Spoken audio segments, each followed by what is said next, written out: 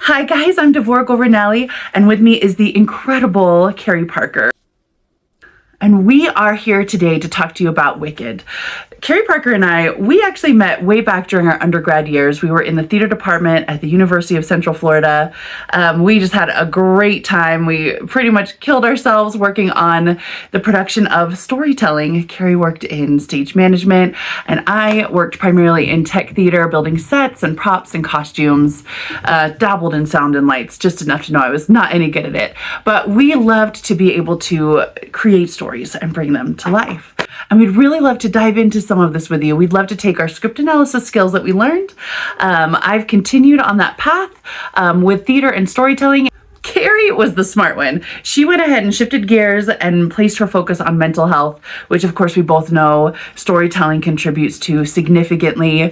And so as she has taken what she has learned and developed skill set wise and what we have loved together for decades.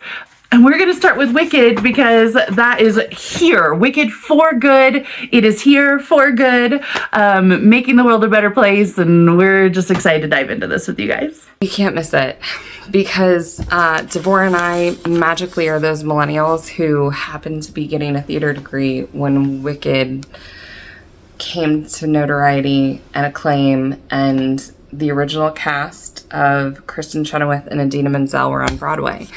We were in the thick of it. They were who we wanted to be. We aspired to work with people like them. We dreamed of being able to do productions on that level and with that level of impact at the time it was happening. So very sentimental, very attached. I believe one of the reasons why Wicked has become such a classic over the last 20 plus years, when you take the Broadway show as well as the actual book, is the fact that this is a story that's been around for a long time, over 100 years. Literally, the original story that included the Wicked Witch of the West was written by L. Frank Baum in 1900. And of course, we all know that classic, The Wizard of Oz. And this story actually was selected for one of the first films. In fact, one of the first films that was produced in color. And we all know it, The Wonderful Wizard of Oz. And then, of course, we had this fantastic author that came along and, you know, watching this film and knowing this story had that thought of, what if we got to hear the other side of the story? What if we got to hear what it was like for Elphaba, what it was like for the Wicked Witch of the West? What would happen if the tables were reversed and we were able to get a little more information? What would happen if, as a storyteller, we actually got to hear her side of the story? What would that look like? A lot of it was actually spurred by the thought of, what if these two girls had gone to college together? It's clear that they've got a history. We get very small little interactions with them in the 1939 film, but it's obvious just from that little tiny glimpse that they've known each other. They've got a background. So what if that background went all the way back to their college days? What would that look like? And really, he was on to something, because there was something so crucial to that. And we've seen it, you know, many times since then. You know, what if we actually got to see the other side of the story? What if we actually got to understand what was happening with the villain or this other character? We saw it with Maleficent, you know, for actually hundreds of years. We've had the story of Sleeping Beauty around. Finally, in 2014, we get the film Maleficent, and we get the answer to the question of, well, what's happening on her side of the story? What really is going on? We get to fill in the holes and fill in the blanks and get her true origin. We got that again with Cruella back in 2018, and many other wonderful stories where we got to see the other side of the story. And I think a lot of us connect to that because we all have maybe had some kind of situation where we were wronged or went through some kind of challenge, and we want to be seen. We want to be heard. We want to make sure that our side is understood, and it's not just the narrative from you know, the other side of the table. Plus, as Devorah has gone into, the absolute love that we have of flipping stories on their head, right? The trend that has occurred with the likes of, as Devorah mentioned, Maleficent, but we've also seen it in a number of other ways, especially recently. I love the fact that Marvel took Loki and flipped it on its head, right? But that is the magic of Loki. He's the god of mischief. So it's unpredictable, But that also means that just like the alignments, he can switch it up, right? Is he chaotic good? Is he chaotic evil? Is he chaotic neutral, right? That's the best part about chaos, is it actually kind of makes sense to fluctuate between any of them. So we also had great stories like Megamind. Absolutely love that one. It was super fun. It came out in a similar time to Despicable Me, but honestly, genuinely adore both of them as completely separate concepts. My kids adored them. They were great movies teaching about accepting others and their differences and equality, but in fun, silly ways that my children to this day will keep watching on repeat. And I'm not mad about it. They're funny. I adore those movies. Plus, Pharrell is magic, absolute magic, and made those movies even more memorable. Absolutely adore the scores that just kept them literally upbeat. Yes, I have to agree.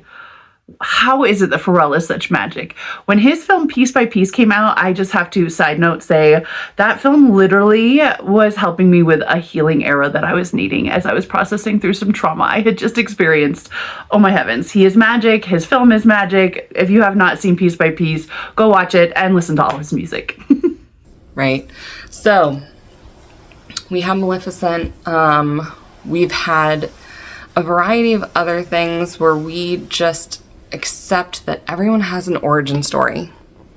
That's been a really, really big deal. And as storytellers, as studies of the human existence and narratives, there is always a reason. There's always a story. The question becomes, is someone born evil? Literally, straight out of Wicked, right? Or is it thrust upon them? So the reality of who we are as people, do we know which path we're going to take? Do we know if at any point in society we're going to be aligned with what is considered proper or good or correct or lawful versus realizing we don't align with it? That's not what we value. And just because everyone says it's right doesn't make it right, which sometimes feels crazy. So then that idea of what happens when you are one of the few voices that is saying something is wrong, and how that feels and how it can be very alienating. You know, and Carrie is spot on. That whole, are we born bad? Is, bad something that is forced on us? I'm sure that in each of our own individual stories, we run the gambit on the scale of that, of how we feel about that.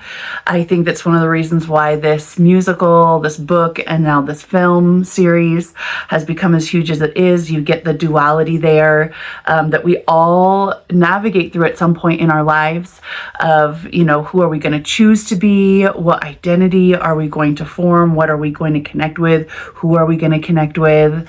We're all trying to walk down our own yellow brick road. We're all trying to walk down our own journey. And these stories, they help us to process all of that. And that's really important and an essential part of our existence here. Right? So we see Elphaba go through this whole entire story. And that's the amazing part. And that's why I know for a fact that Thursday, when I go watch the double feature in theaters with my friends, I will end up sobbing. I will end up sobbing at the finale, because even when I listen to the soundtrack in my car with my daughter, I end up crying every single time we get to the end to Wicked for Good, which is the final epitome of the whole entire story.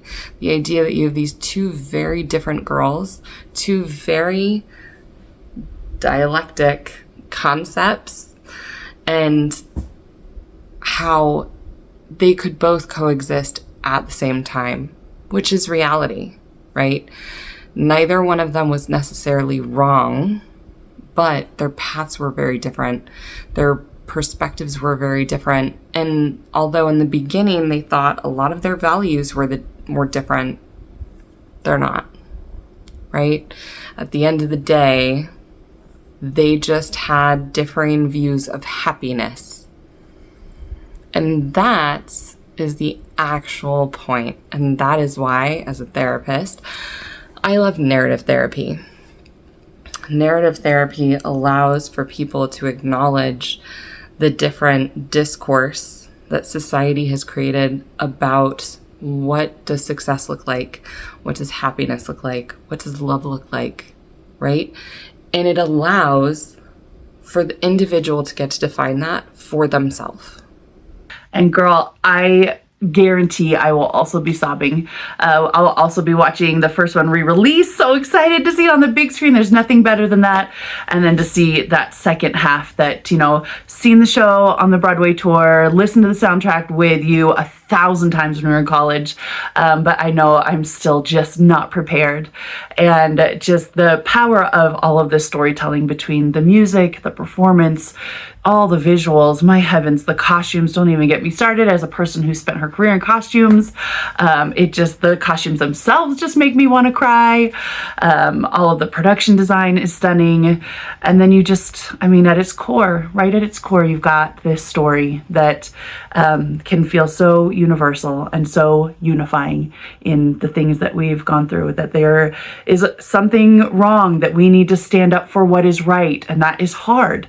And like Carrie was saying, the whole, happiness comes to all of us in different forms. There's, for some of us, we love just being in bed by 7:30 p.m. and falling asleep to a movie. And some of us need to be out until the sun is about to come back up again. And, some of us want to wear in fashion clothes. Some of us just want to be comfortable all the time. There's different things that make all of us happy, and that's okay. That's what makes the world such a beautiful, diverse place. But there is something about storytelling that, we get to see that there's different ways that make these two women happy, but there's also a lot that they have in common and that brings them together. And that's what it should be for all of us. Okay, so on the basics, the very Elphaba, the very Galinda, you have Elphaba, who loves learning. She loves equality, speaking up for the underdog. She hates injustice. And then you have Galinda, who is focused on being popular, which means being socially accepted. In her view, that concept is by being pretty and presentable and having a specific personality set that she offers to Elphaba at one point in time. But as she knows Elphaba, she starts to realize that maybe there are other things that are also important. And that's where we get to see Galinda forced with that alternate perspective that Elphaba provides her. Elphaba gets to try and use Galinda as a source of, I have always written off these things that I thought were frivolous and unnecessary and a lot of spectacle, and realize that there can still be content, there can still be value under all of the ruffles and the pink and the hairspray and the toss. Right? So the idea that these two very different girls end up learning and growing through knowing each other is the literal whole entire point. And that to me is what any socializing is. Any relationship, any connection that we have with another human is meant to help us grow. It is meant to teach us something. It is meant to help widen our perspective, help us zoom out from our very tunnel vision on our existence and start to really see the world around us and understand it, and therefore learn how to move more fluidly through it.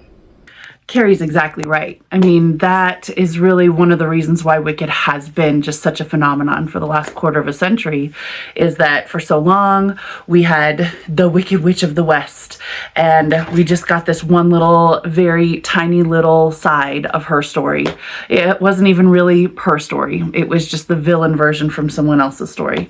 But Wicked allows us to really dive deep into what her perspective is, what her experiences were, and it lets us be able to have more empathy and have more connection. And I mean, obviously, look at how many people now connect with Elphaba because we got to hear her full tale. We got to see from the time she was born, you know, until we get to the end of Wicked for Good.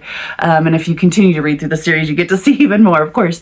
But, you know, we need to take that and embody that in our lives. How many people do we have in our world that we have such this limited little sliver of a view on, and we see them even as a villain? Are we going to take Wicked and let it inspire us to take a step back and see the broader picture of the person that's in front of us? Maybe it's someone we know very well. Maybe it's a coworker we're just like really angsty about and we're really struggling with. Maybe it's just some retail associate or some cashier that we're, you know, struggling to have sympathy with. But if we can kind of step back and try to see, you know, the perspective of other people, those are the things that will, you know, help us to take this story and use it to make the world a better place. Right? Do no harm, take no crap. Right? Don't harm others. Don't let them harm you. And trying to cohabitate. That's what it's about. And so it's a very, very wild story, which honestly, I think after it premieres, we will revisit because spoilers, don't want to do that. But I love that Devora provided the history, the setup. We're setting the stage. We're revisiting. We're getting ready. We're getting amped up so that we can see the premiere. And then once it's over, let's come back and let's talk about it. Because what's very interesting is how Wicked, the stage production, the musical, it really took Wizard of Oz, as iconic Hollywood would have it, and Gregory Maguire's actual novel, actual story, and kind of blended them, right, into this mass consumer, modern story that Americans will consume. The reality is that the novel itself gets deeper. There are a lot of things that were kind of just blended out for ease and time, for efficiency with production. So we'll revisit afterwards and kind of pull some of those out, because they also are woven in there. We already know some of these things, but when we get to the other side of it, so that there are no spoilers, we'll revisit, we'll talk about it, and we'd love to hear what you think. Yes, Carrie's absolutely right. There is just so much that can be unpacked in this story that can help all of us. So we are looking forward to doing yet another one of these, and we cannot wait to hear from you and hear what it is that you feel is going to help you the most and that you would be able to connect with the most and help us use storytelling to make the world a better place. So yes, thank you for joining us. We just love to gush over storytelling. We love to be able to talk about the character arcs that are out there that we connect to the most and that can help us the most. And we just can't wait to be able to dive in deeper with you guys. Thank you so much. Enjoy the film. Bye.